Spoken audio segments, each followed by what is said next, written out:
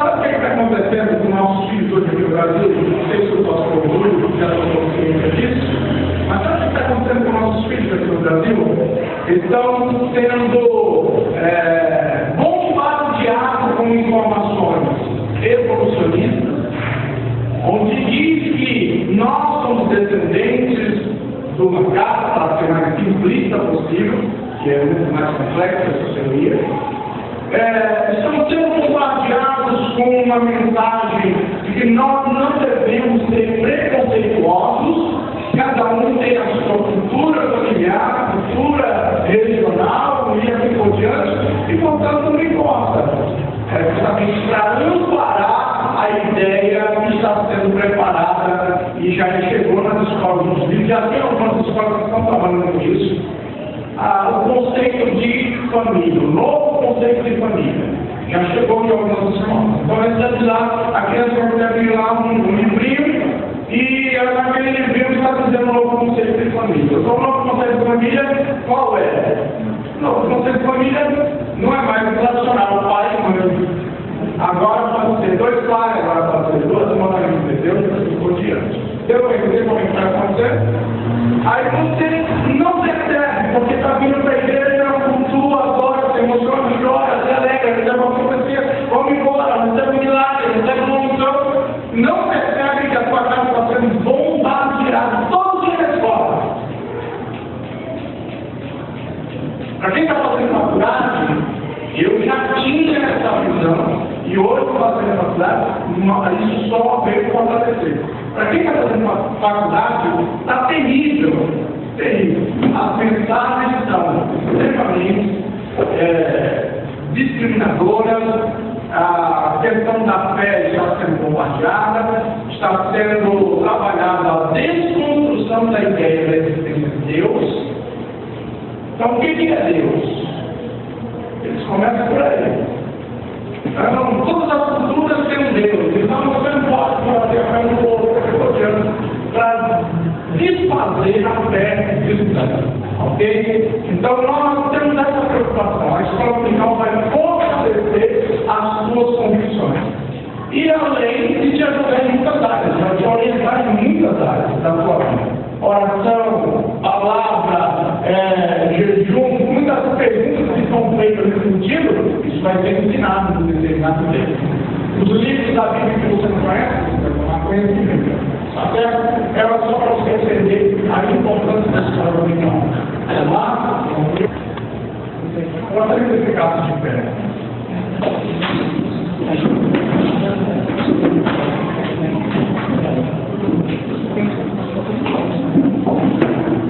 Pastor Júlio, eu não lembrava dele. Eu até tinha falado para o meu pai que eu não o conhecia. Quando eu vi, porque nós temos uma aula comum, né? Somos envolvidos tremendamente. Eu me lembro mais uma questão para terminar. Mas eu conheço ele, é uma bênção de Deus, é profeta de Deus, uma bênção de Deus. Então, eu já ouvi algumas vezes, lá na sede, lá na China, eu ouvi exclusivamente só por isso. E, obviamente, para nós é uma pena ele estar aqui somente hoje. Gostaria de dizer mais tempo. Mas, quando retornar da vez, lembre-se de nós, tá bom? Abre o seu coração. Tem coisa boa vindo aí da parte de vamos orar por ele. Senhor, na nossa simplicidade, nós queremos pedir que tu, Senhor, que és grande, soberano,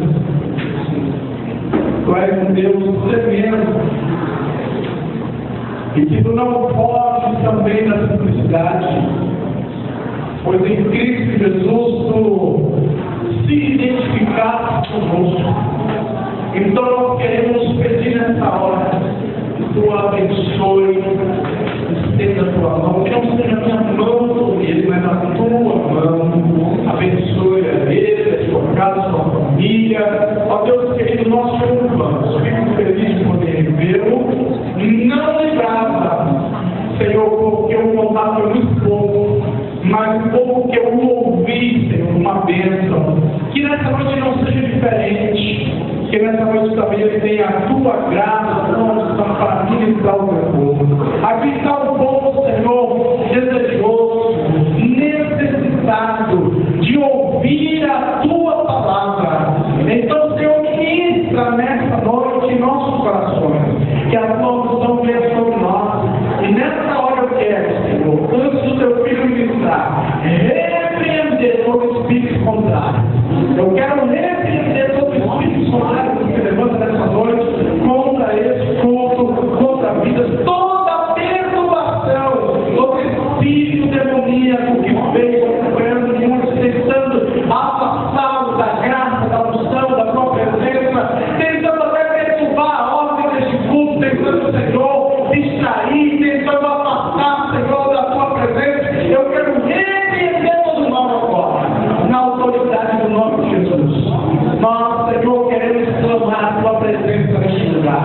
Queremos invocar a tua presença neste lugar. Tu és bem-vindo neste lugar e nesse momento eu quero clamar. Senhor, nos envolva na tua graça. Nos envolva na tua unção. Em nome de Jesus, que a tua bênção seja ministrada sobre este lugar. Ó Pai, nós estamos precisando, carentes do teu poder. Seja conosco nessa noite, em nome de Jesus Cristo. Amém. Amém.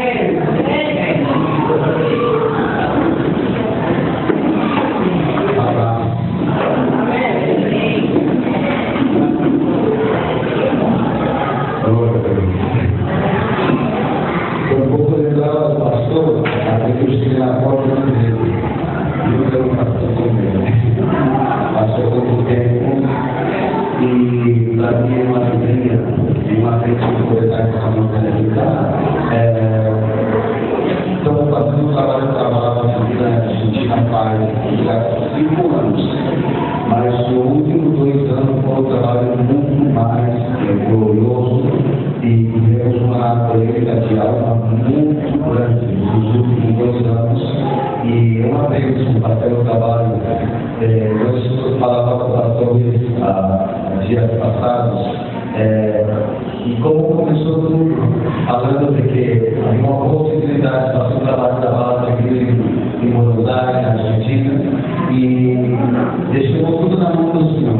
E Deus foi obrando, chegou o tempo, o trabalho da palavra de vida começou a crescer nesse sentido. Porque estamos com o trabalho das 7 igrejas, 5 igrejas já crescendo. Isso é bom, Deus é bom, Deus fazendo a obra lá também. E que é para nós que estamos nesse lugar também uma bênção. E o pastor João Carlos, o pastor Luiz Fernando, são muito falados.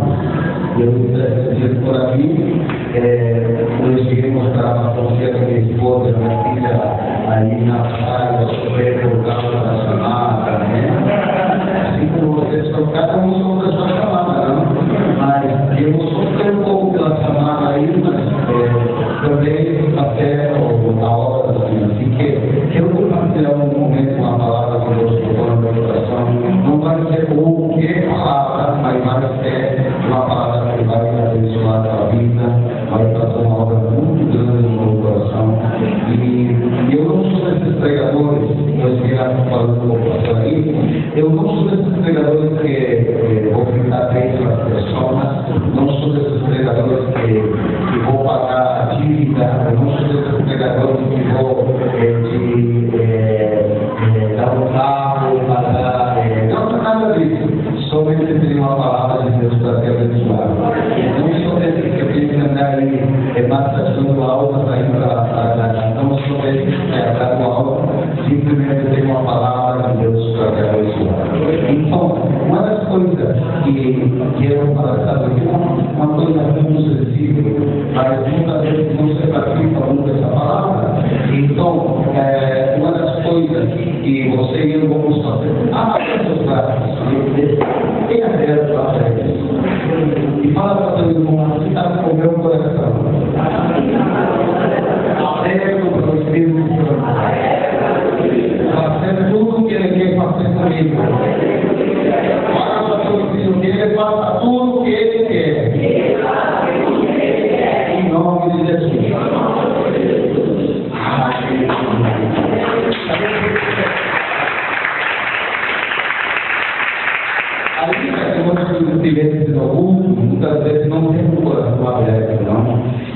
falando tema, frente ao culto, a palavra, tudo mais.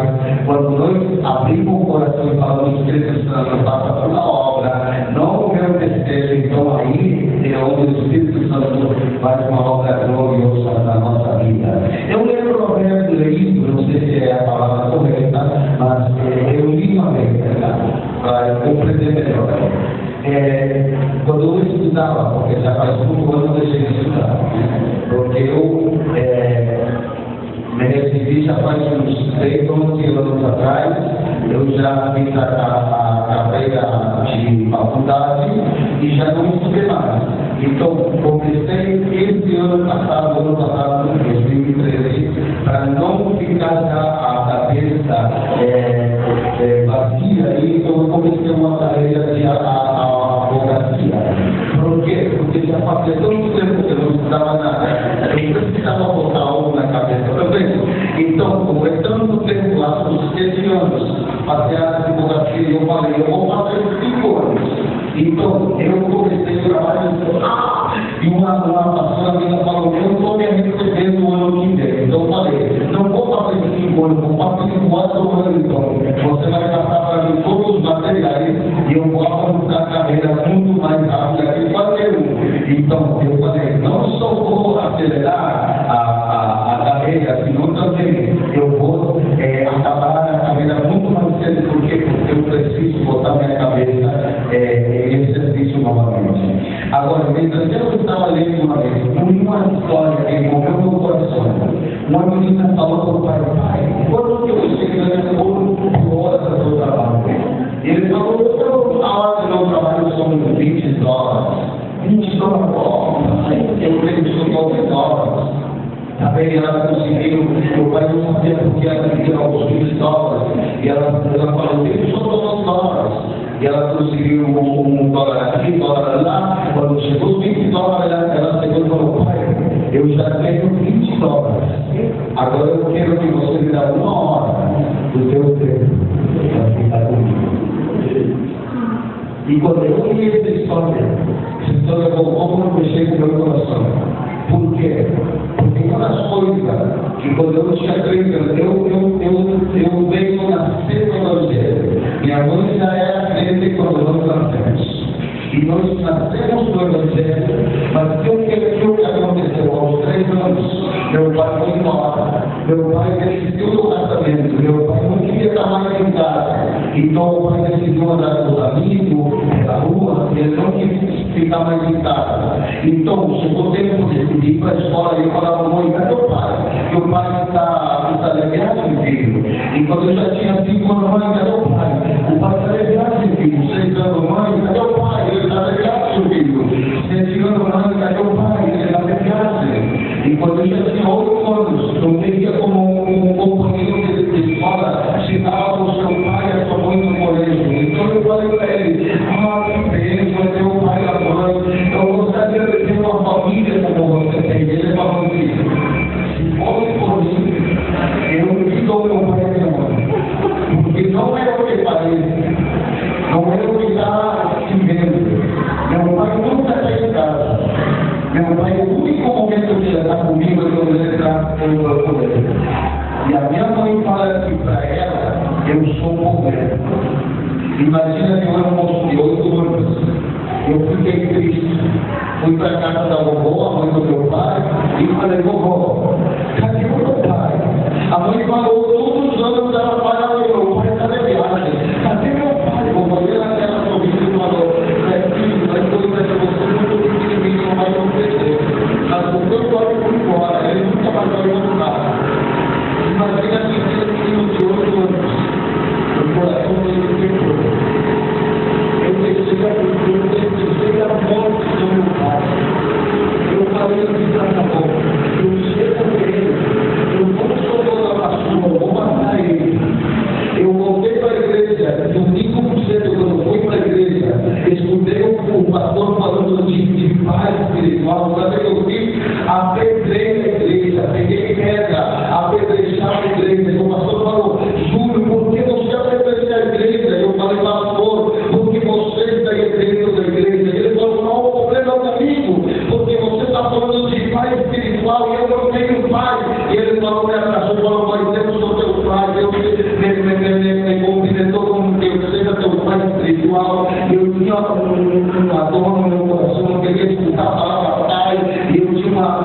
raiva, uma bronca no meu coração com respeito ao meu pai. E sabe o que minha mãe falava? Filho, você tem que perdoar teu pai, você tem que estar no teu coração, você tem que falar para teu pai que você ama ele, ainda que ele desejou, ainda que ele foi embora, você tem que perdoar o teu pai. E eu fui crescendo, sabe que eu tinha no meu coração essa dor tão grande porque o pai foi embora, porque o pai deixou eu. E passado o tempo, eu comecei a fazer a obra de Deus. Ele estava tão ligado com o meu pastor que ele viu a chamada que Deus tinha para a minha vida. E ele falou: você tem que trabalhar na igreja, você tem que estar trabalhando na igreja, você tem que fazer a obra. E comecei a trabalhar na igreja. Deus começou a se glorificar, prodígio, milagres. Você sabe que minha mãe falava: ainda que Deus está usando a tua vida, você tem que perdoar a vida do teu pai. Eu falava: não, pai, já está tudo bem, eu já perdoei a vida do meu pai. Mas cada vez que meu irmão falava: eu tenho que meu pai, você não tem mais junto, eu falava: não, esse desgraçado me abandonou, esse desgraçado me deixou. Então eu falava assim, por quê? Porque eu estava chateado com meu pai. E minha mãe sempre falava: filho, você é o homem de Deus, mas você tem que perdoar a vida do meu pai. Eu falava assim: não estava preparado, ele vai abrir então ele vou perdoar.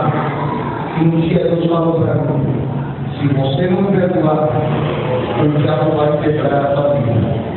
Então eu falei: não, Deus, eu não quero que o diabo quebre minha vida. Então, quando eu já tinha 19 anos, minha mãe falou assim: filho, eu acho que você já é homem para escutar o que eu tenho que falar para você. Ainda que você se viu chateado pelo teu pai, ele não tem a culpa de tudo que aconteceu na tua vida. E ela falou que havia acontecido na gravidez dela, ele não queria que ela ficasse grávida, e quando ela ficou grávida de mim, ele falou: você vai tirar esse na barriga, você não vai ter ele. E ela falou: eu vou ter ele, não vai ter. E aí começaram a briga. Ainda, quando eu que ele deu o sobrenome, mas ele nunca teve presente. Ele nunca teve como pai dando um abraço, um beijo. Eu não lembro do pai pegar a mão e falar: filho, vamos para a praça, jogar bola, vamos jogar um pouco na praça. Eu não tenho o menor momento na minha vida, porque meu pai pegasse eu para ir e brincar por aí. Eu não tenho memória do meu pai falar: filho, eu vou você. No dia do pai, aquele dia eu presente era minha mãe. No dia do pai, eu recebia a cumprimentação que não era o pai, era a mãe. Então minha mãe sempre falava: filho, você é o homem de Deus, mas tem que perdoar a vida do teu pai.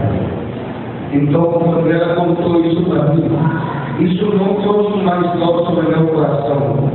Isso afirmou a minha fé de que não havia sido formado por decisão do meu pai e da minha mãe, foi porque Deus havia predestinado a minha vida. Dá para compreender, verdade? Amém.